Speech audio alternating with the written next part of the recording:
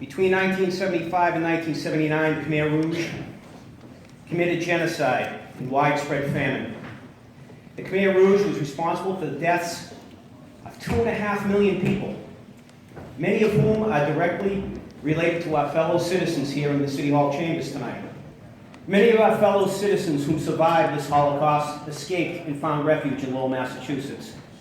My American friends of Cambodian descent settled here, became productive citizens, and by a vast majority assimilated to our culture, and have contributed greatly to our city, state, and country.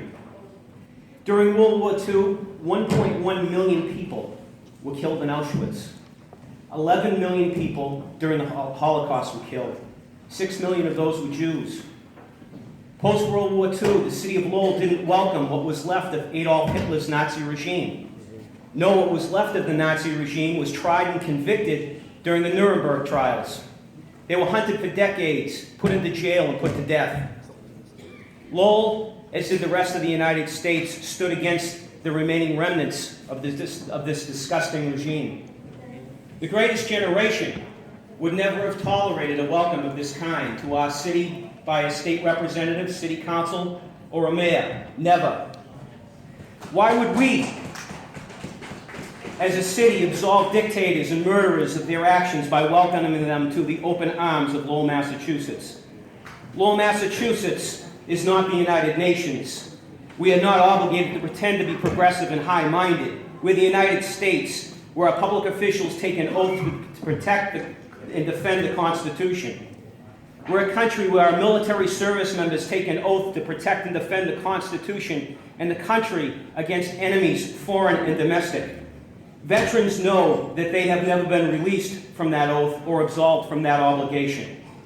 We represent freedom, and we fight against the very types of governments that Hun Manet represents. Some would say that Hun Manet is only the son of a vicious dictator. We shouldn't hold him accountable of his father's actions or the same standard.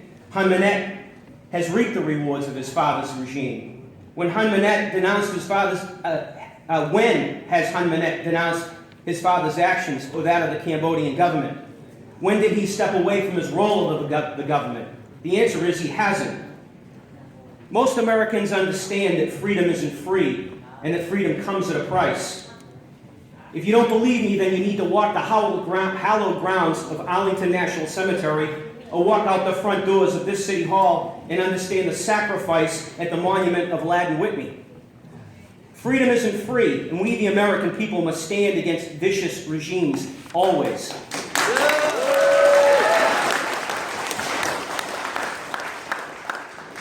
We stand for something in the United States. We stand for freedom. Standing for freedom doesn't mean we stand beside a vicious regime that victimized our fellow citizens. As our elected leaders, you represent us all, and you must send a message.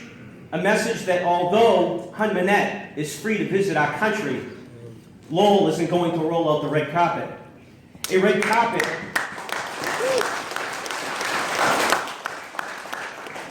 carpet that should be reserved for dignitaries that represent our values, that represent democracy, and represent the best of who we are, not the worst. Not only do I hope that we don't roll out the red carpet, I hope we ignore this visit altogether. See, it's not anyone's duty to welcome Hun Manet. It's not a state representative's duty, and it's not anyone here at City Hall's duty. If you think it's your duty, then I would remind you of those people and their oath of office. I must remind you of the defenseless women, men, and children that raised their arms in the air for mercy and were rewarded in Cambodia with rape, torture, murder, and mass graves. Would we meet members of the Ku Klux Klan here at City Hall? Would we greet a serial killer like Ted Bundy? The answer is clearly no.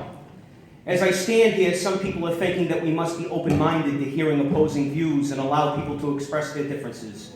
True. That is true. That is true when we speak on the merits of taxes, parking spots, or economic development. It's true when we acknowledge one another based on the respect for humanity, and the results of our discussions don't come with the penalty of death to the loser of that discussion. It's true when the discussion doesn't smack of hands are soaked in the blood of the innocent, and that represent a government of death that would stand hand in hand with our own enemies. We don't need weakness from our leaders, we need strength. And I hope you will stand with me and my fellow Americans by standing against the worst elements of humanity, genocide and evil, and most of all, against the visit of Hun Manet. Thank you.